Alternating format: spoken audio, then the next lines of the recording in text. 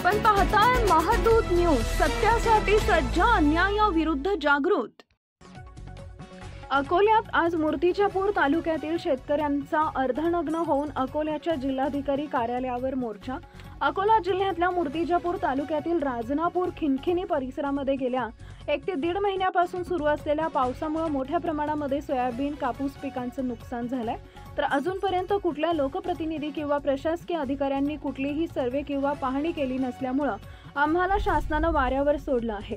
त्यामुळे आम्हाला मराठवाड्याच्या धर्तीवर 50,000 रुपये हेक्टरी नुकसान भरपाई द्यावी आणि आम्हाला न्याय द्यावा। सरकारनं आमचे कपडे काढले, त्यामुळे आज कपडे काढून हातात सोयाबीन घेऊन अर्धनग्न होत जिल्हाधिकारी कार्यालयावर मोर्चा काढला आहे।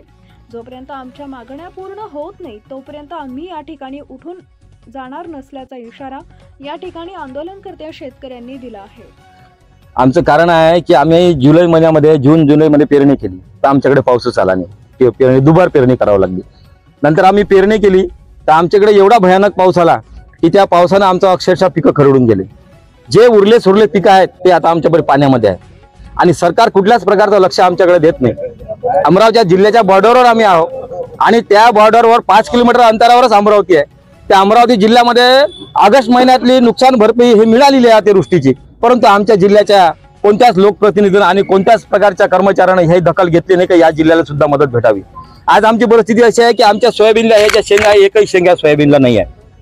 मग आम्ही उदरनिर्वाह कसा करायचा? आमचा मूग गेला, आमची जे बरबटी गेली, आमचा उडीद गेला, आमचे जे अंतर पिकं होते तूर गेली आणि सगळ्यात महत्वाचं आहे की आम्हाला 2024चा एकही विम्याचा हप्ता भेटलेला नाही आहे। 2024चा विम्याचा हप्ताही देत ना, आता नुकसान भरपाई देत ना। मग आमच्या अंगावर आम्हाला दिवाळीला कपडे घ्यायसाठी जर पैसे नसेल तर आम्ही नंगेच होऊ ना। म्हणून आमची शासनाला मागणी आहे की आम्ही अर्धनग्न झालेलो आहोत। तुम्ही आम्हाला जर मदत दिली नाही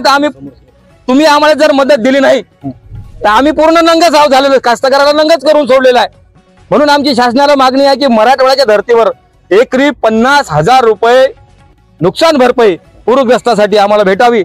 आमच्या वावराचे सर्वे करावे, आमचा जो अनिवार्य आहे ती अनिवार्य कमी करावी आणि आमचा परिसर जो आहे पुरा दुष्काळात टाकावा, हे आमची सरकारकडे मागणी आहे। ही मागणी जर पूर्ण आमची झाली नाही आज तर कलेक्टर ऑफिसवर कलेक्टरला घेरण्यासाठी आम्ही शेतकरी म्हणून तयार आहोत।